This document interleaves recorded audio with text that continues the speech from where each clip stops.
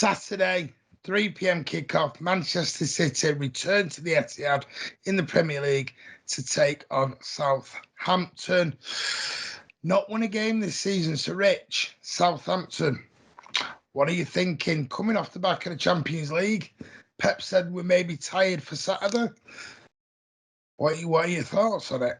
I think we'll go well. I mean, I'm hoping that either Stones or Laporte are back, because I do think, it'd be good to have one of our first two choice combinations at centre back. But we're a lot better than Southampton. I think, although we'll be tired, we'll probably go back to the side that won our Premier League games. I wouldn't be surprised if Laporte's fit, we have the same 11 as the 3 league games, and I think we'll be too good for them. I think we have got enough players that we can rate. Players like Gundogan and Jesus, etc., come back in fresh for the game, and I think we'll do well. I think it should be a relatively easy win. I don't think we're going to have a 5-0 or something. I'm thinking about a 3-1, something like that, but pretty comfortable. We're a lot better than them, and I think it's all of it at the moment is a bit of a prelude for that last week in the month where we go into that, and I suspect Pep's mind is going to be thinking about Chelsea, Paris, Liverpool at the moment, and we'll want to get through Southampton, get a win, rotate the players for Wickham, and then we hit that week, which is just going to be epic. So I'm not sure, Rich, because like Pep said, it's always one game at a time with him. I'm not sure if he will be thinking Chelsea or Liverpool. He should. I absolutely think that he will be thinking Liverpool and Chelsea, because listen, you can't have it both ways, Martin. People say, well, Pep only plans one game at a time because Pep said that. Pep said a ton of stuff that is not true. Yeah, I don't believe a word Pep says. Psychologically, it might benefit Pep to let it be known that he only thinks one game at a time, but that's absolute. If anyone actually genuinely believes that he doesn't look at the fixture list and doesn't look at winnable and losable games, that they're having an absolute head gone. Of course he's looking at the Liverpool game. Of course he's looking at the Chelsea game.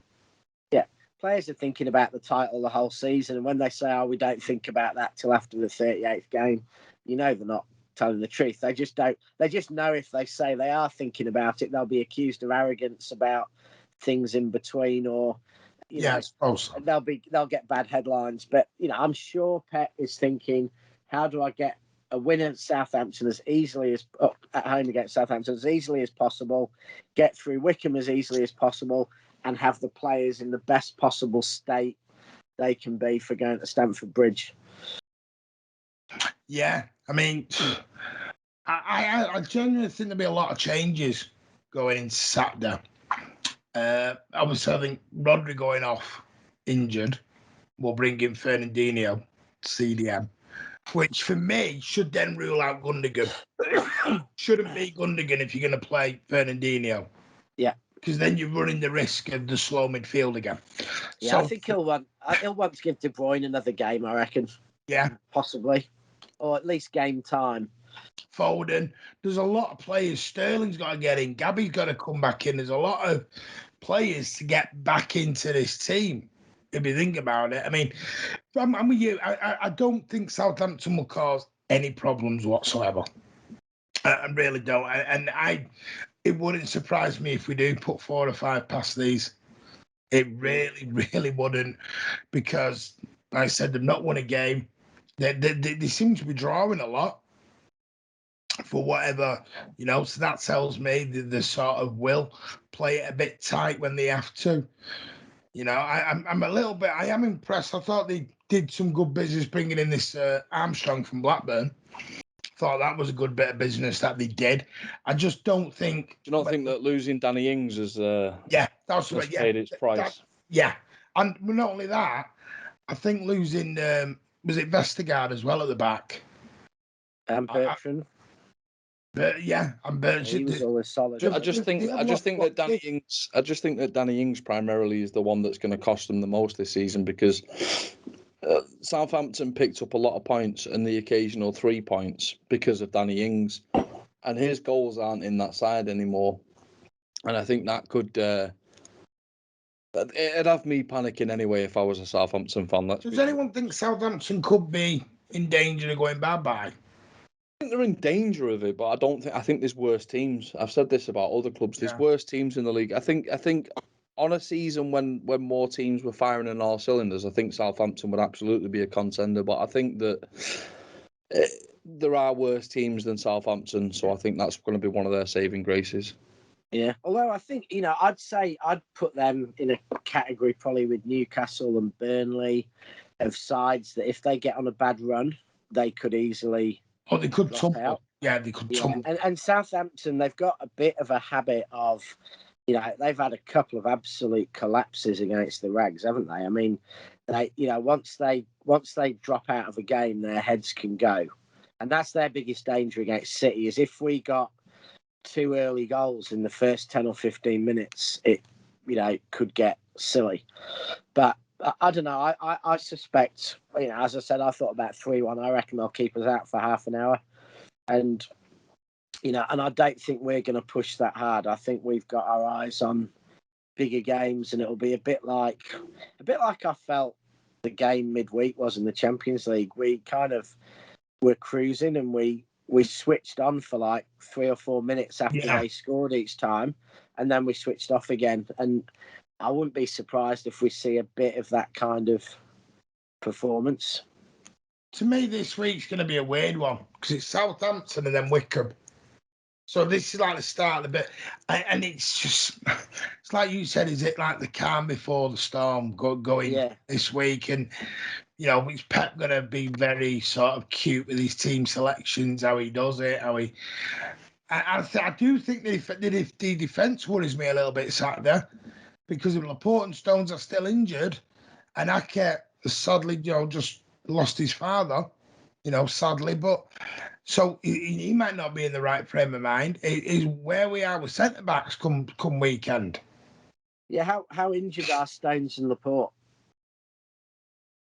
There's not really been a lot said about it because Pep he didn't really go into it a lot. He talked more about the fans not being there. And then he bizarrely said Laporte injured on international duty, but he played for City after international duty, played the whole game. So it's a weird one that he was fit enough to play against Leicester from an injury before Leicester and then couldn't play. Was it Laporte? Did he mean Stones? He might. He said Stones, both. He said both, but maybe he was just, maybe he's just talking about Stones and he was getting mixed up. But it's that left side. It was having both because Zinchenko didn't have his best game against Leipzig either. But coming back in at the start of the season, you kind of get that. But it just it would worry me if you had either Cancelo or Zinchenko playing alongside Ake because we just don't have the understanding.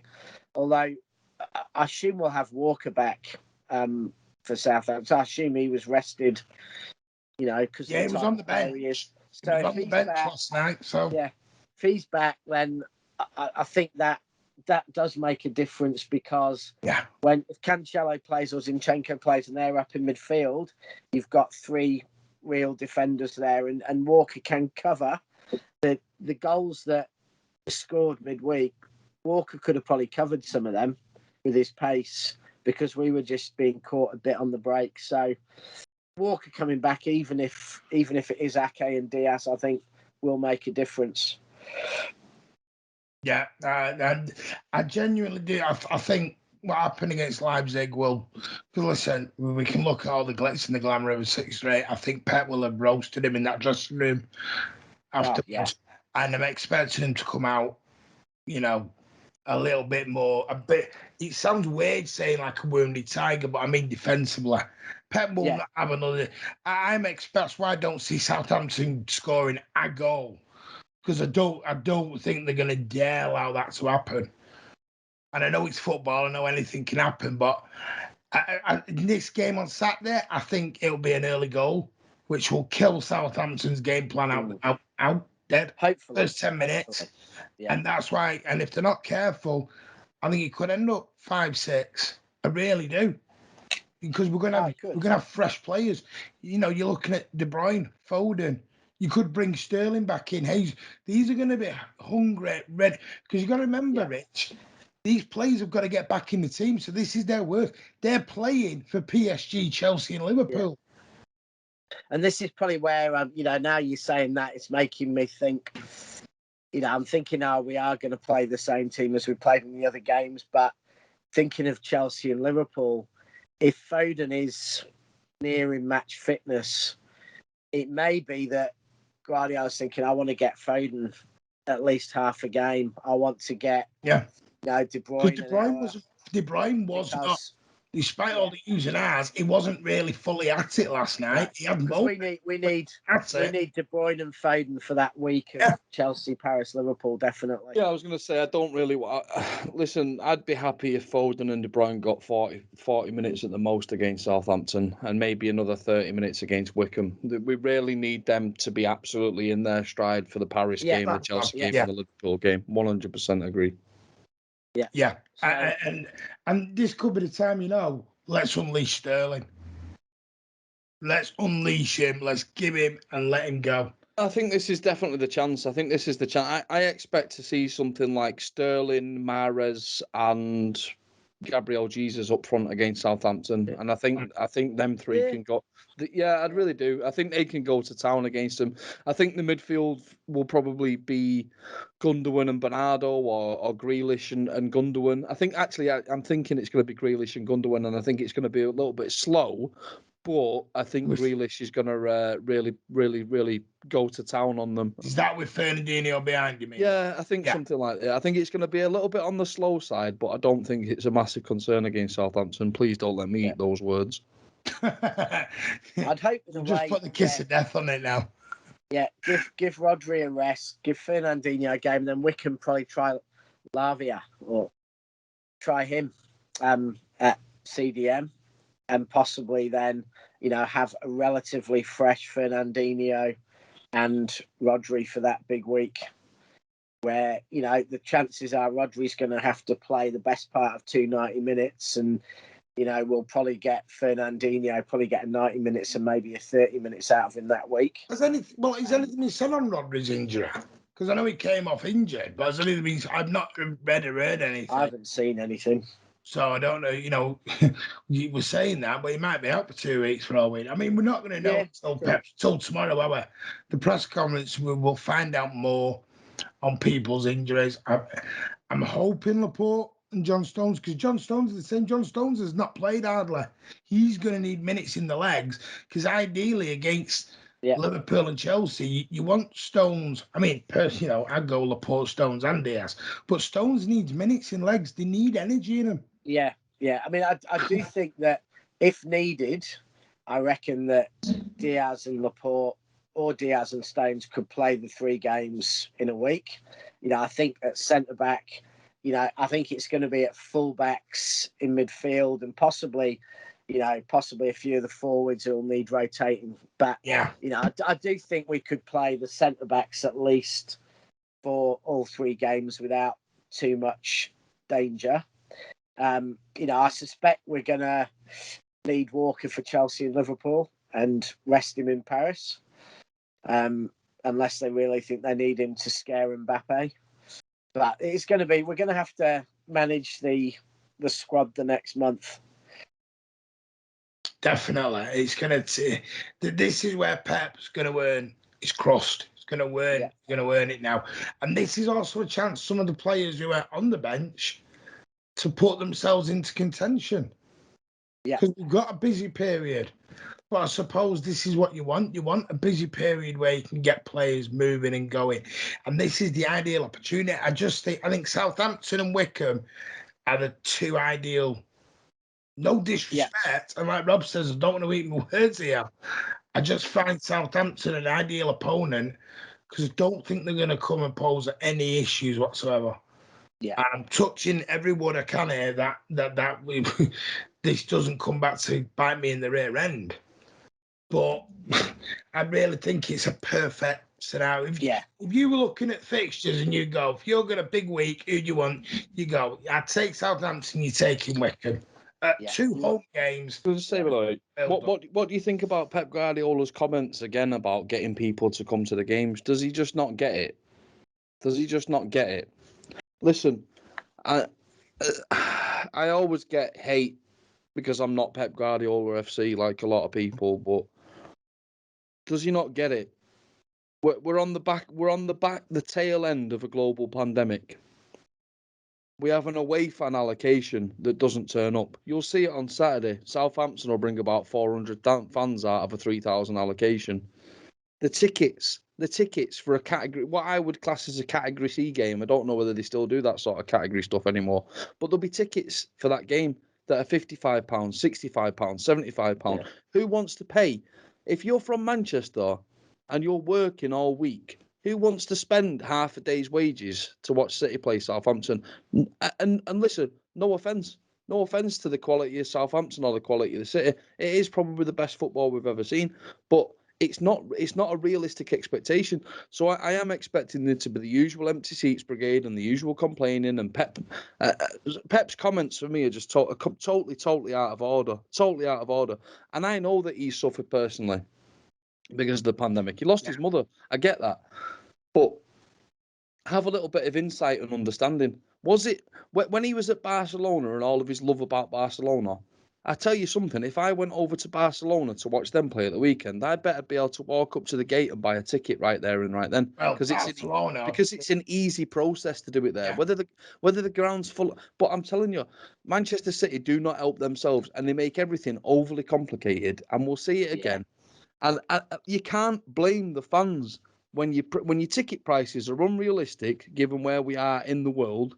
The ticket prices are unrealistic, given that we're at the back end of a global pandemic that has bankrupted everybody. Yeah. And the process of getting tickets, it's easier to win the Krypton factor. So I'm sorry, Pep Guardiola, but you bang out of order for your comments. Yeah, and I must admit, all I've seen from here is various City fans on Twitter. All I've seen is 24 hours till the Leipzig kickoff. I haven't got my ticket yet, or wow, I'm really excited. My ticket's just popped up on the app, and it sounds like you phone, if you've got any problems, you have to phone up, and people are on there for 2 hours and not getting through, and they're not getting any answers. So it does sound like it's a debacle. There's people who've been on it for 5 hours. Yeah. 170 odd in the queue. They wait 5 hours, get to number 4, and they get the phone put down on them. Yeah. See you later. I mean, it does strike me that City for could spend just probably $500,000 a year. City could spend on adding an extra 25 heads to that department and bit of IT work, and could make a world of difference to people. Because I'm obviously down here in Australia and I'm not living it myself, but I'm just seeing message after message from people in Manchester just having a nightmare.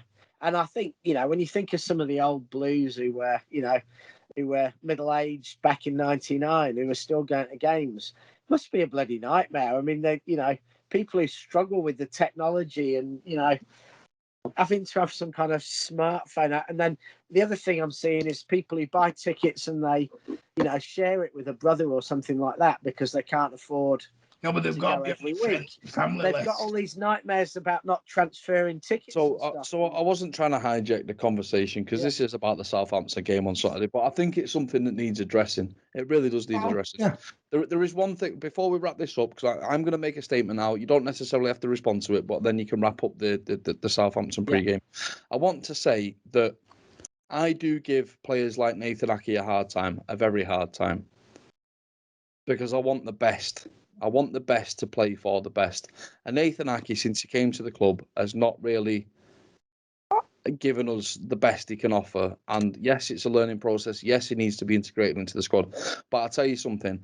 That poor young lad, has lost his father recently. And I believe his mother's not too well as well.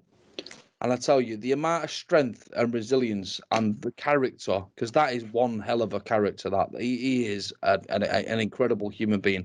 Being able to put all that to one side and focus on his game and focus on playing football, a football which at the end of the day is something that is so infinitesimally irrelevant to the grand picture of the world. What a man.